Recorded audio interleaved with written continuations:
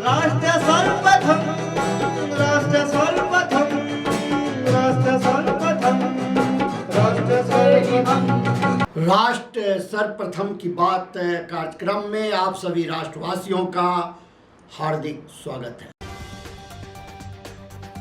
केंद्रीय खुफिया एजेंसियों ने जैसलमेर के चंदन फील्ड फायरिंग रेंज के पास स्थित रक्षा अनुसंधान एवं विकास संगठन के गेस्ट हाउस के प्रबंधक महेंद्र सिंह को पाकिस्तानी खुफिया एजेंसी ISI के लिए जासूसी करने के संदेह में हिरासत में लिया। राज्यसभा में विपक्ष के नेता मल्लिकार्जुन खड़गे ने सदन के अंदर सुरक्षा कर्मियों के इस्तेमाल की निंदा की। पीडीए पाठशाला को लेकर उठे विवाद के बीच समाजवादी पार्टी प्रमुख अखिलेश यादव ने जोर देकर कहा कि पुलिस पाठशाला को नहीं रोक सकती और मुख्यमंत्री योगी आदित्यनाथ को इसमें शामिल होकर हालात देखने चाहिए। जम्मू कश्मीर के पूर्व राज्यपाल सत्यपाल मलिक का मंगलवार को लंबी बीमारी के बाद 79 वर्ष की आयु में निधन हो गया। भारत की राजधानी दिल्ली में आयोजित बिम्स्टेक पारंपरिक संगीत महोत्सव सप्तसुर केवल एक सांस्कृतिक आयोजन भर नहीं था, बल्कि यह आयोजन भारत की उभरती हुई बहुपक्षीय कूटनीति, दृष्टि, क्षेत्रीय नेतृत्व और सांस्कृतिक रणनीति का एक सशक्त प्रदर्शन रहा। आंध्र प्रदेश सरकार 1 सितंबर से एक नई बार नीति लागू करेगी। मुख्यमंत्री एन चंद्रबाबू नायडू ने जोर देकर कहा कि राजस्व सृजन से ज्यादा प्राथमिकता जन स्वास्थ्य और सुरक्षा को दी जानी चाहिए। दिल्ली पुलिस ने लाल किला परिसर में घुसने की कोशिश कर रहे 5 अवैध बांग्लादेशी प्रवासियों को हिरासत में लिया। धनबाद रेल मंडल के कोडरमा में गिरिडीह के बीच 31 जुलाई को एक मालगाड़ी के पटरी से उतरने की घटना के बाद ऑल इंडिया गार्ड्स काउंसिल ने सुरक्षा संबंधी चिंताएं जताई। उत्तर प्रदेश में बाढ़ की स्थिति लगातार गंभीर होती जा रही है। गंगा और यमुना नदियों का जलस्तर तेजी से बढ़ रहा है, जिससे अब तक 21 जिलों की 48 तहसीलें इसकी चपेट में आ चुकी हैं। दिल्ली शिक्षक विश्वविद्यालय में 4 अगस्त को नए शैक्षणिक सत्र 2025-26 का शुभारंभ उत्साहपूर्वक वातावरण में हुआ। नई दिल्ली में प्रधानमंत्री नरेंद्र मोदी और फिलीपींस के राष्ट्रपति मार्कोस जूनियर ने साझा प्रेस वार्ता की। दोनों नेताओं ने आपसी सहयोग, क्षेत्रीय मुद्दों और वैश्विक हालात पर विस्तार से चर्चा की।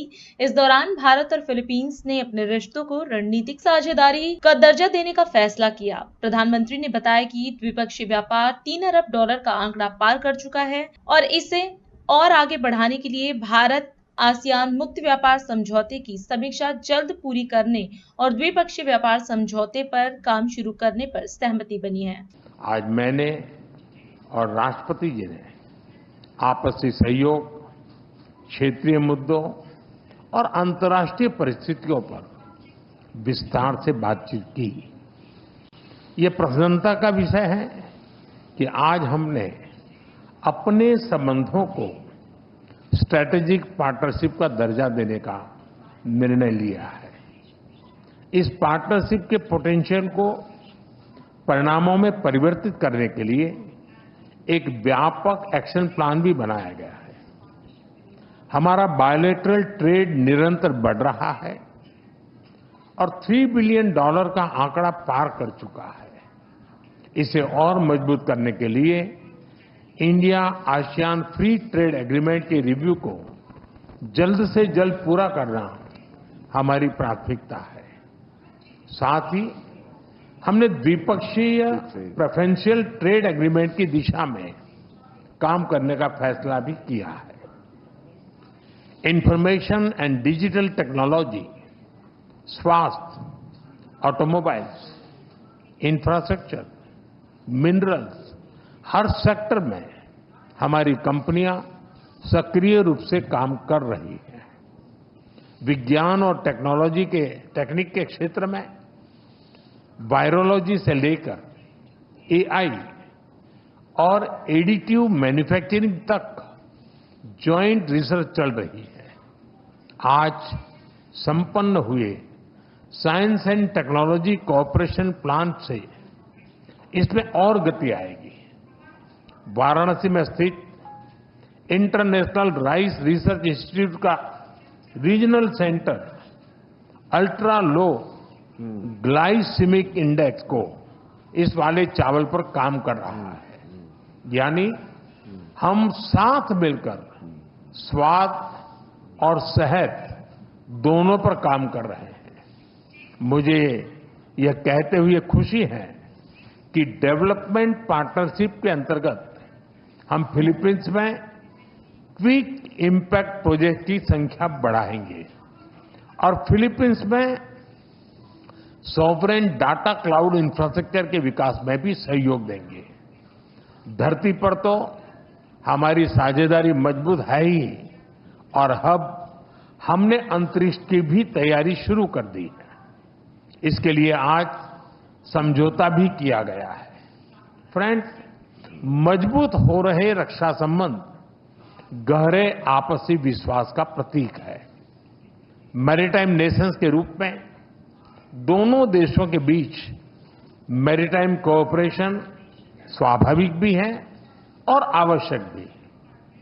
ह्यूमैनिटेरियन एड, डिजास्टर रिलीफ और सर्च एंड रेस्क्यू ऑपरेशन में हम मिलकर काम करते रहे हैं। आज जब राष्ट्रपति जी भारत में हैं, भारतीय नौसेना के 3 जहाज पहली बार फिलीपींस में नौसैनिक एक्सरसाइज में भाग ले रहे हैं। भारत की हाइड्रोग्राफी शिप भी इसमें जुड़ी है। इंडियन ओशन क्षेत्र के लिए भारत में बनाए गए इंटरनेशनल फ्यूचर सेंटर से जुड़ने के लिए हम फिलीपींस का स्वागत करते हैं। पहलगाम आतंक के हमले की कड़ी निंदा करने के लिए और आतंकवाद के खिलाफ हमारी लड़ाई में साथ खड़े रहने के लिए हम फिलीपींस सरकार और राष्ट्रपति जी का आभार व्यक्त करते हैं। म्यूचुअल लीगल असिस्टेंस और ट्रांसफर ऑफ सेंटेंस पर्सन्स के विषयों पर आज हुए समझौतों से हमारी सुरक्षा साझेदारी को और बल मिलेगा। फ्रेंड्स, भारतीय पर्यटकों को वीजा फ्री एंट्री देने के फिलीपींस के निर्णय का हम स्वागत करते हैं। भारत ने भी फिलीपींस के पर्यटकों को फ्री ई वीजा सुविधा देने का फैसला लिया है। इस साल दिल्ली और मनीला के बीच डायरेक्ट फ्लाइट्स शुरू करने के लिए काम किया जाएगा। आज संपन्न किए गए कल्चरल एक्सचेंज प्रोग्राम से हमारे ऐतिहासिक सांस्कृतिक संपर्कों को हमारी एक्ट ईस्ट पॉलिसी और महासागर विजन में फिलीपींस एक अहम साझेदार है। इंडो पैसिफिक क्षेत्र में शांति, सुरक्षा, समृद्धि और रूल बेस्ड ऑर्डर के लिए हम प्रतिबद्ध हैं। एनडीए संसदीय दल की बैठक के बाद केंद्रीय मंत्री किरेन रिजिजू ने प्रेस वार्ता को संबोधित किया। उन्होंने कहा कि बैठक में प्रधानमंत्री नरेंद्र मोदी के नेतृत्व में सरकार की उपलब्धियों और देश की प्रगति पर चर्चा हुई। रिजिजू ने बताया कि ऑपरेशन सिंदूर पर एक प्रस्ताव पारित कर सैनिकों के अदम्य साहस को सराहा गया।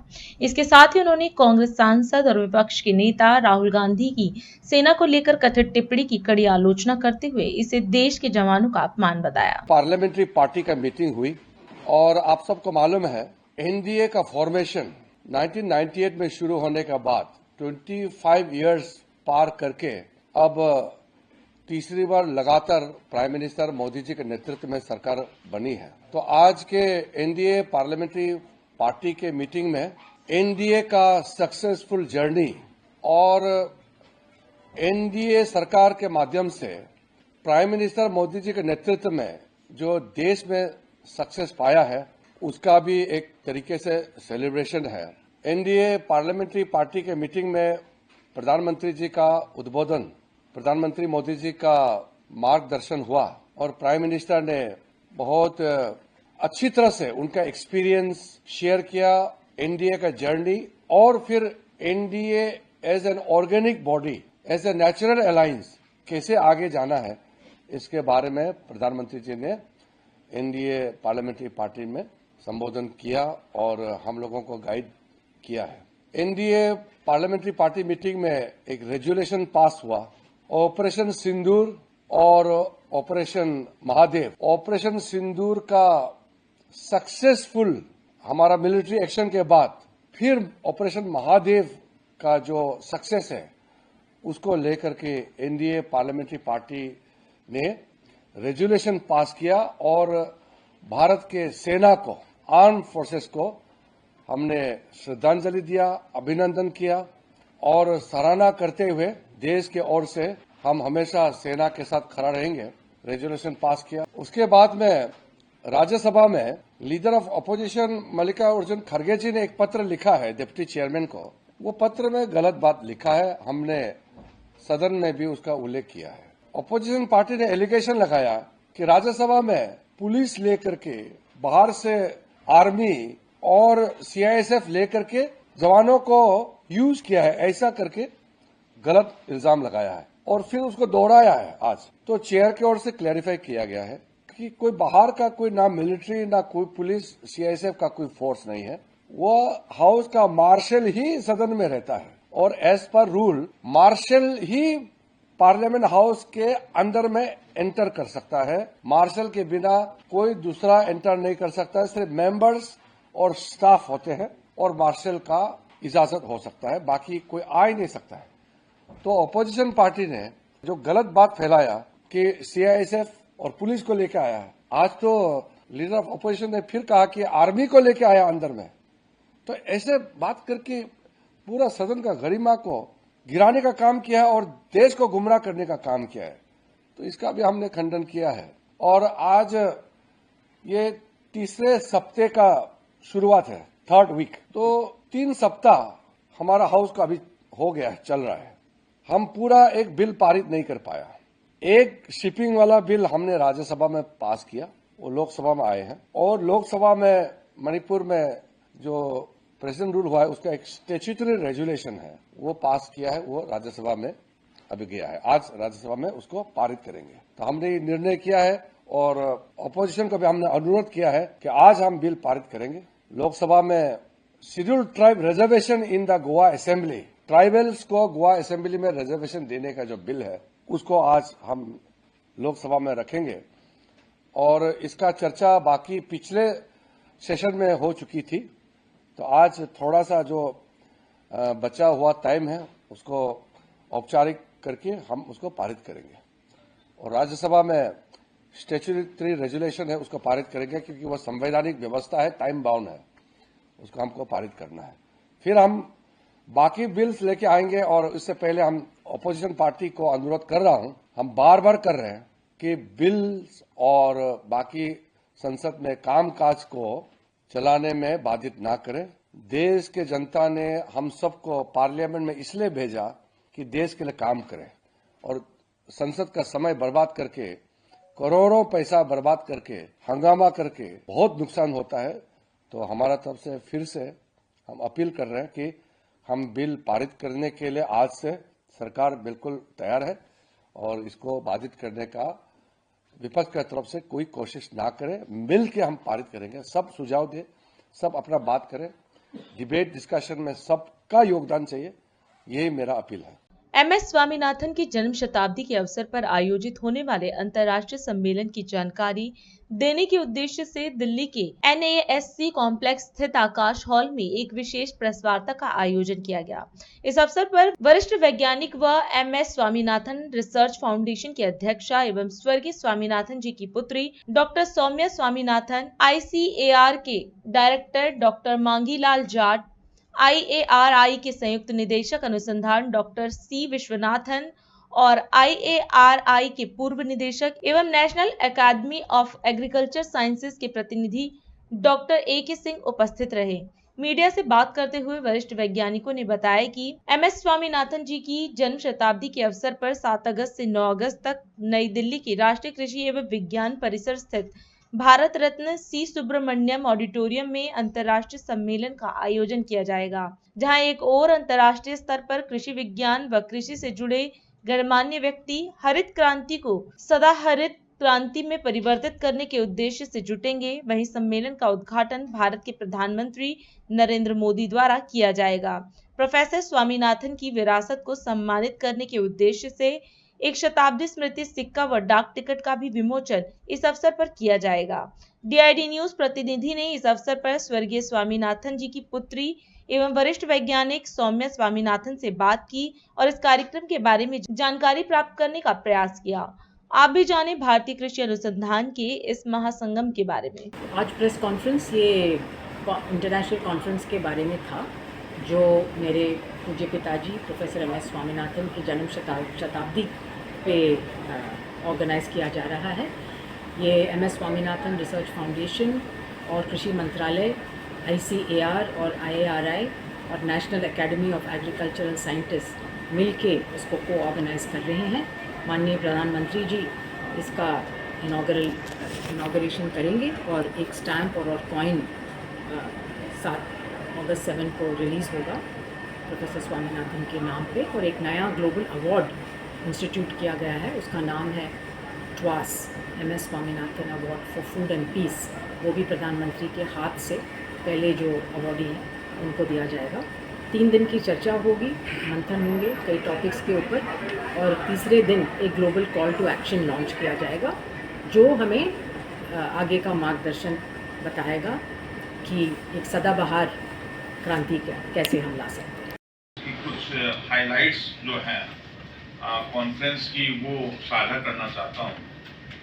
तो ये पहली चीज़ तो ये है कि जब क्लाइमेट क्राइसिस ग्रो कर रही है, हम लोग सब देख रहे हैं, उस क्लाइमेट क्राइसिस में नई हरित क्रांति कैसे लाए जाए, उसके ऊपर फोकस है। तो इसलिए कॉन्फ्रेंस की जो थीम है वो है evergreen revolution the pathways to biohappiness. ये इस कॉन्फ्रेंस की थीम है। ये जैसे मैंने बताया 7 अगस्त को इसी कैंपस में doctor C Subramaniam auditorium, Bharat Ratna, उस ऑडिटोरियम में दूसरे भारत रत्न प्रोफेसर MS स्वामीनाथन जी की सेंटेनरी जुबली हम मनाएंगे। और दोनों भारत रत्न C सुब्रमण्यम जी और प्रोफेसर स्वामीनाथन जी साथ में काम किए, वो भी एक अच्छा संयोग है। इसमें माननीय प्रधानमंत्री जी उसको लॉन्च करेंगे। उसके अलावा हमारे माननीय कृषि किसान कल्याण एवं ग्रामीण विकास मंत्री श्री शिवराज सिंह जी चौहान और डॉक्टर जितेंद्र सिंह जी जो minister of state for science and technology and earth sciences हैं, प्रोफेसर रमेश चंद जी नीति आयोग के मेंबर हैं, बहुत सारे दूसरे देशों के और हमारे राज्यों के कृषि मंत्री और बहुत सारे अधिकारीगण, वो सब लोग होंगे। लगभग 1600 लोग उसमें पार्टिसिपेट करने वाले हैं जो रजिस्ट्रेशन हुआ है। इसकी जो हाइलाइट्स है उसमें पहला तो ये है कि एक MSS 100 जो स्वामीनाथन जी का 100 साल है, उस पर एक ग्लोबल कॉल टू एक्शन तो लॉन्च किया जाएगा, जिसमें ग्लोबल कम्युनिटी इकट्ठी होके और उस पर क्या एक्शन किया जाए वो होगा। और जो बायो हैप्पीनेस इसकी जो मेन जो थीम है उस पर फोकस किया जाएगा। एक इनके नाम पे एक नया award MS Swaminathan award for food and peace वो शुरू हुआ है। वो माननीय प्रधानमंत्री जी पहला अवार्ड इसका देंगे, जिसका $25,000 का ये पहला अवार्ड है जो पूरे वर्ल्ड लेवल पे है। जो भी ग्लोबली जितने लोगों ने इसको अप्लाई किया उसको एक बहुत हाई लेवल की ज्यूरी ने उसको सेलेक्ट किया है, तो वो दिया जाएगा। और एक दूसरा है 1 crore agritech challenge to be launch, वो एक नया इनिशिएटिव है। दूसरे एस्पेक्ट्स हैं जो कॉन्फ्रेंस के, जिसमें youth science forum, women farmers round table, digital agriculture showcase, platform for inclusive dialogue, innovation, grass root engagement, farmers के साथ में बैठक, ये सारी चीजें तो काफी इंक्लूसिव है। सिर्फ साइंस की बात नहीं है, पूरी सोसाइटल इंक्लूसिविटी का ध्यान रखा गया है।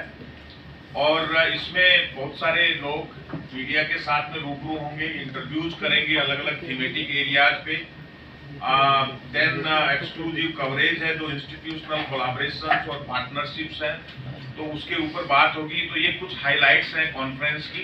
1 अगस्त 2025 को करोलबाग जोन के वार्ड संख्या 140 में स्थित नारायण विहार रेलवे स्टेशन के पास रेलवे ट्रैक पर जमा लगभग 16 से 17 टन मिश्रित ठोस अपशिष्ट MSW को निगम की टीम द्वारा सफलतापूर्वक हटाया गया। यह अभियान क्षेत्र में लंबे समय से फैली गंदगी को दूर करने और नागरिकों को स्वच्छ वातावरण प्रदान करने के उद्देश्य से चलाया गया। सफाई कार्य की निगरानी वरिष्ठ अधिकारियों और जनप्रतिनिधियों की उपस्थिति में की गई। मौके पर करोलबाग जोन नगर निगम की डीसी श्वेतिका सचान, एसी विजय कुमार, पार्षद ज्योति गौतम व करोलबाग जोन नगर निगम के वरिष्ठ अधिकारी मौजूद रहे। साथ ही विधायक उमंग बजाज ने भी स्थल पर पहुंचकर कार्य का जायजा लिया और सफाई कर्मचारियों की सराहना की। नगर निगम अधिकारियों ने बताया कि इस अभियान के तहत रेलवे ट्रैक के किनारे वर्षों से जमा हो रहे कचरे को साफ कर दिया गया। यह कचरा मिश्रित अपशिष्ट के रूप में ट्रैक के आसपास जमा था, जो न केवल गंदगी फैला रहा था बल्कि रेलवे परिचालन और आसपास के पर्यावरण के लिए भी मुसीबत बनता जा रहा था। नगर निगम के इन अधिकारियों ने स्थानीय निवासियों से भी अपील की कि वे सार्वजनिक स्थानों पर कचरा न फैलाएं और स्वच्छता बनाए रखने में सहयोग करें। स्थानीय नागरिकों और व्यापारियों ने इस पहल की सराहना की और निगम अधिकारियों को धन्यवाद दिया। अभी समय है एक ब्रेक का, हम चलते हैं ब्रेक पर, आप कहीं जाए नहीं, छोटा सा ब्रेक। श्रेया फर्निशिंग लेकर आया है आपके लिए होम कलेक्शन, जिसमें आपको मिलता है upholstery fabric, designer curtains, home and office decoratives, carpets and sofa cover कम से कम दाम में कीर्ति नगर में आपके लिए उपलब्ध है। Powered by Kamal Buildtech Private Limited, fulfilling promises. With our professional team and experience of delivering projects, in past we guarantee you peace of mind and top quality work in an affordable price.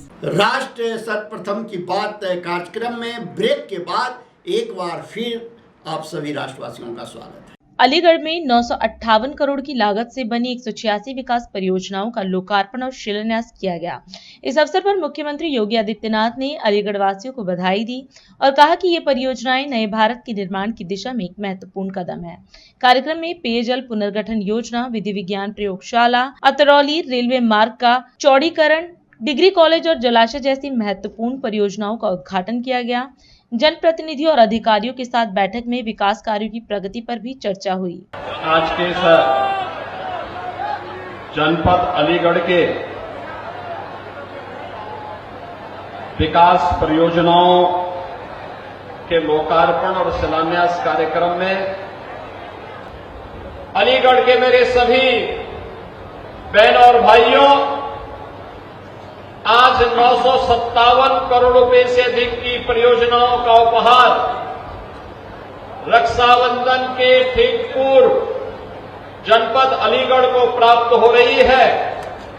मैं अलीगढ़ वासियों को हृदय से बधाई देते हुए इन परियोजनाओं के लिए एक सार्थक प्रयास के लिए मंचस्थ सभी जनप्रतिनिधियों को हृदय से धन्यवाद भी देता हूं। बहनों और भाइयों, अलीगढ़ में पेयजल की पुनर्गठन स्कीम का लोकार्पण हो रहा है। यहां पर विधि विज्ञान प्रयोगशाला का भी लोकार्पण का कार्यक्रम संपन्न हो रहा है। अतरौली से अतरौली रेलवे स्टेशन मार्ग के चौड़ीकरण और सुदृढ़ीकरण के कार्य का भी लोकार्पण हो रहा है। साथ ही अतरौली में एक डिग्री कॉलेज के लोकार्पण के साथ ही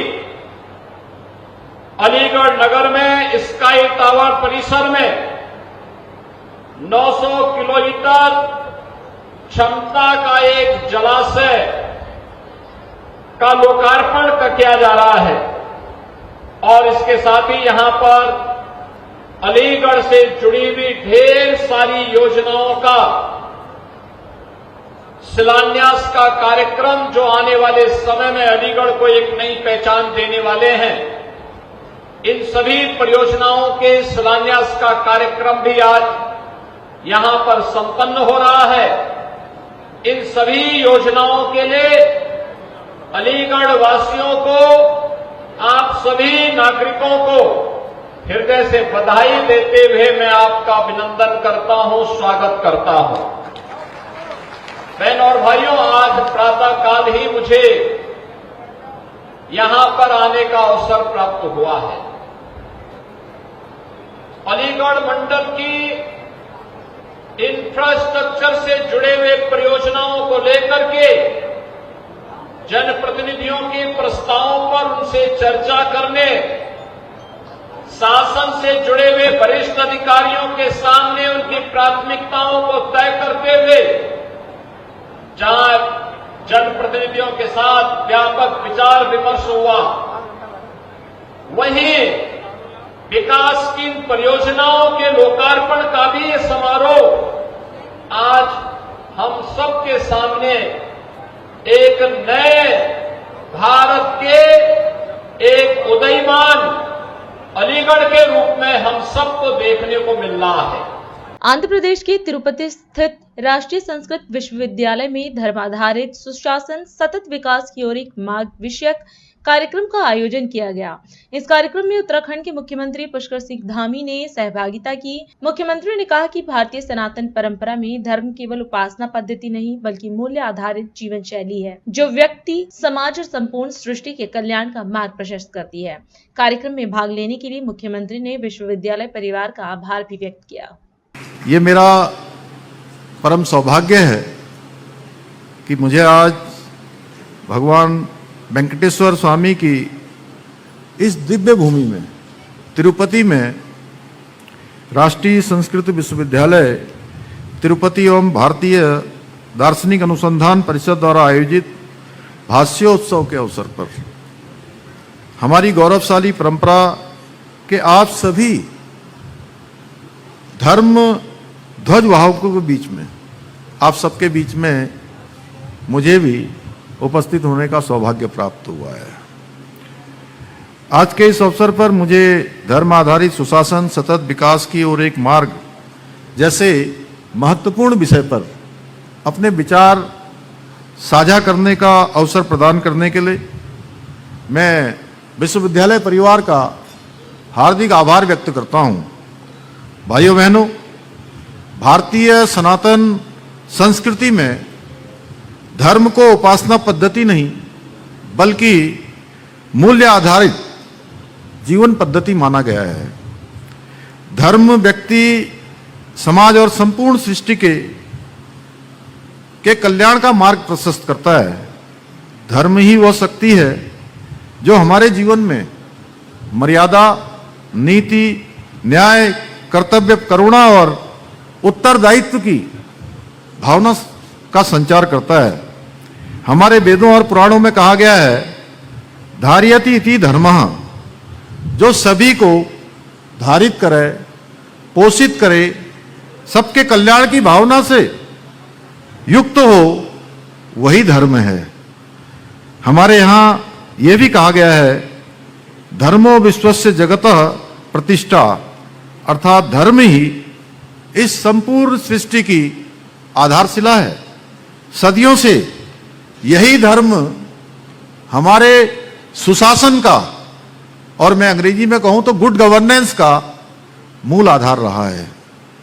भारतीय ज्ञान परंपरा में नीति शास्त्र, धर्मशास्त्र, न्यायशास्त्र और राजधर्म मिलकर आदर्श शासन व्यवस्था की नींव का निर्माण करते हैं। आज भी प्रभु श्री राम के राम राज्य, धर्मराज युधिष्ठिर के धर्म राज्य को धर्म आधारित शासन व्यवस्था के लिए आदर्श माना गया है। हमारे सभी महान प्रतापी शासकों ने धर्म को ही अपने सभी निर्णयों का आधार माना है। प्राचीन भारत से लेकर मध्यकाल तक अगर मैं बात करूं राजा जनक की, महाराणा प्रताप, छत्रपति शिवाजी महाराज, चोल और चालुक्य सम्राटों से लेकर त्रावणकोर के शासकों तक सभी ने अपने को भगवान का सेवक मानकर धर्म समस्त मूल्य और मर्यादाओं के अनुसार शासन किया। और अधिक खबरों के लिए आप हमारे YouTube चैनल दैनिक इंडिया दर्पण को अभी सब्सक्राइब करें और नोटिफिकेशन के लिए बेल आइकन को प्रेस करना ना भूलें। आज हम इस कार्यक्रम में आपसे विदा लेते हैं। आप अन्य खबरों के लिए बने रहे। राष्ट्र सर्वप्रथम, वंदे मातरम, जाग उठा है भारत। राष्ट्र सर्वप्रथम, राष्ट्र सर्वप्रथम।